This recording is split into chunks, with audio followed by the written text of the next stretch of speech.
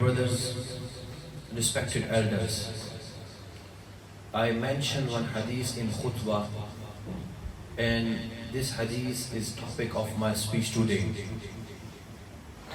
And this hadith is mentioned in Sahih al-Bukhari and Sahih al-Muslim.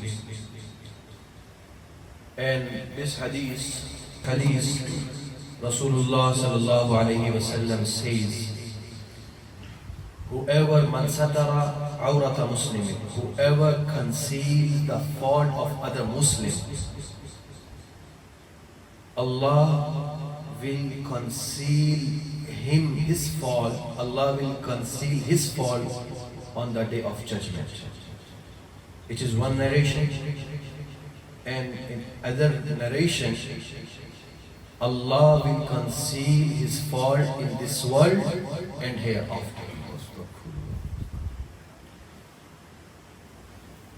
Question is, what is the meaning of concealing a fault of other Muslim here? قال حافظ ابن حجر رحمه الله تعالى من ستر مسلم أي للناس وهذا ما يقتضي ترك الإنكار بعضه بعضا. Hafiz ibn Hajar rahimahullah ta'ala anhum interprets that the meaning of concealing of fault of other Muslims here, that if someone sees any fault in other Muslim or in other person, he should not disclose to others. He should not disclose to others. It does not mean he does not reject his, or he does not reject his action. It does not mean reject his action, and if necessary, advise him, but he should not disclose his fault to others. So whenever you see or you discover fault of other people or other Muslims, you should keep it between you and wrongdoer. And don't publish his fault. And if necessary, advise him secretly, gently, and don't disgrace him in front of public. This is the meaning of hadith. Now, why Rasulullah sallallahu alaihi wasallam taught us this very important thing? Why? First reason, number one, Rasulullah sallallahu alaihi wasallam says, "Man ittaba'a awrata akhihi wa awrata muslimin ittaba'a Allahu awratahu." Whoever disclose the fault of others, Allah will disclose his fault. It is the first reason that Rasulullah sallallahu alaihi wasallam taught us we have to conceal the fault of others. And the second reason, talking about the other Muslim, other person's shortcomings, sins, and his fault is a sign of hypocrisy which contradicts to Iman. And my dear brothers, I am not talking about a person if he has some fault or some sin or some shortcoming which danger at public at large. And if you know a person, he is deceiver, he is going to deceive the other person, I have to tell other person, I am talking about, or this hadith is talking about our everyday matters. Everyday matters. And many scholars say the worst storytelling is that a person who go to the sultan or governor or any person who is in authority, he go to them and tell them the faults of other, intended with intention to harming, with intention to turning their authorities against him. This is against Islam. So these are three reasons. Therefore, Rasulullah sallallahu alayhi wasallam taught us we should conceal the faults of other Muslims or other persons. Come to the third point, and very important point.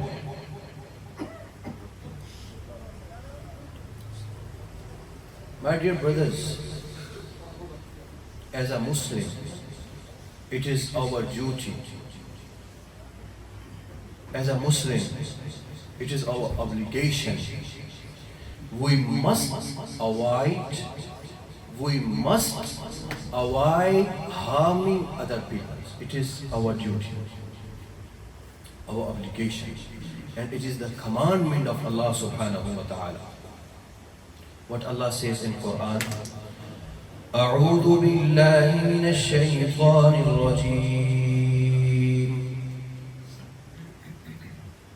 بسم الله الرحمن الرحيم والذين يؤذون المؤمنين والمؤمنات بغير ما اكتسبوا فقد احتملوا بهتانا وإثما مبينا. Whoever harm or annoy believer men or women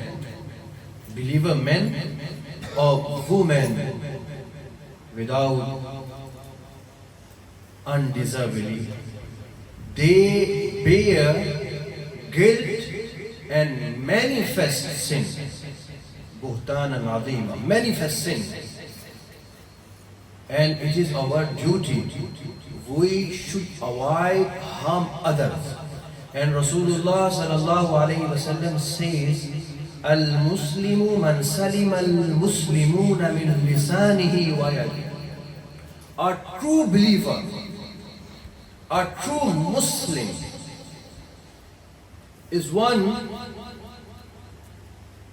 from his tongue and his hand other Muslims are safe. Look, it is a definition of Muslim.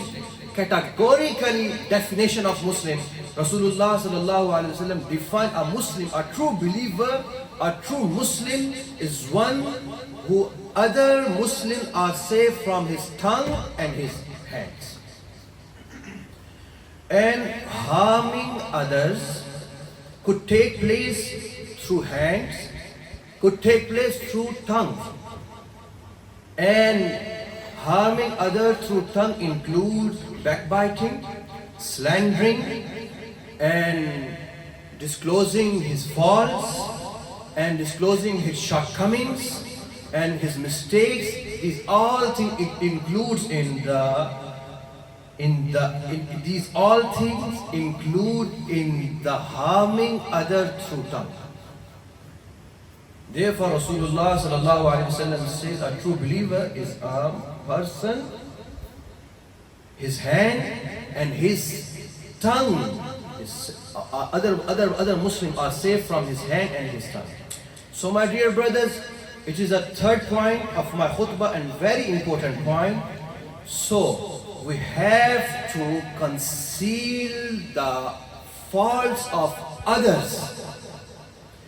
And last point, if I disclose, I am sitting in a company of my friend, and I am talking about others, their shortcomings, their homes, about their days and their night. What is lost? What is lost? I am talking. What is lost? Loss is a very big loss, you know. It is the disease of heart. That means my heart is not working good. Okay, it is working, it is pumping my blood, but it is not working spiritually. It is a disease of heart, number one. It is a very big loss. And the second big loss is that, you know, a person's good deed will not benefit him as long as he continues to harm others. Look, it is a very big loss. I pray I fast, I do hajj, and I give zakat. These all things will not benefit as long as I harm other. It is a very big thing. So what is evidence for that? I give you evidence. One Sahabi, Hazrat Abu, this hadith mentioned in Sahih Bukhari and Sahih Muslim. One Sahabi came, Abu Hurairah radiyallahu ta'ala narrates, one Sahabi came and he asked from the Rasulullah sallallahu alayhi wa sallam, Ya Rasulallah, inna fulanatan تقوم الليل وتصوم النهار وتفعل وتصدق وتؤذي جيرانها فقال رسول الله صلى الله عليه وسلم لا خير فيها هي من أهل النار. He asked, Ya Rasulallah, woman, she prays whole night and she fasts whole day and she does good acts and good action and she gives charity, but she harms her neighbor. Rasulullah sallallahu alaihi wasallam said, there is no good. There is no good. She is among of hellfire. She is among the people of hellfire. And then he asked, Ya Rasulallah, wa fulanatan تصلي صلاة المكتوبة وتصدق بالأثوار فقال هي من أهل الجنة. And he asked, Ya Rasulullah, other women, she only pray obligatory prayers and she gives a charity, bit of charity, yet she does not harm her neighbors. Rasulullah sallallahu alayhi wasallam said she is among the people of paradise. It is a very clear hadith. There is no doubt and no other interpretations. And the other very famous hadith, I believe you all know this hadith, which is mentioned in Muslim, in Sahih Muslim. One day Rasulullah sallallahu alaihi wasallam asked from the companion Sahaba, "Atadruna mal muflis?" Do you know who is bankrupt, who is poor? If I ask, who is poor? What you say? Same thing that Sahaba Ikram rizwanullahi ta'ala majma'in, they answered. They said, Ya Rasulallah, al-muflisu fina ma indahu malun wa la mata. Ya Rasulallah, bring bankrupt among us a person who has no money or property. Rasulullah sallallahu alaihi wasallam said, no, la. المفلس من أمتي يأتي يوم القيامة بصيام وقيام وصدقة وزكاة ويأتي قد شتم هذا وقد ضرب هذا وسفك دم هذا ويأتي يوم القيامة.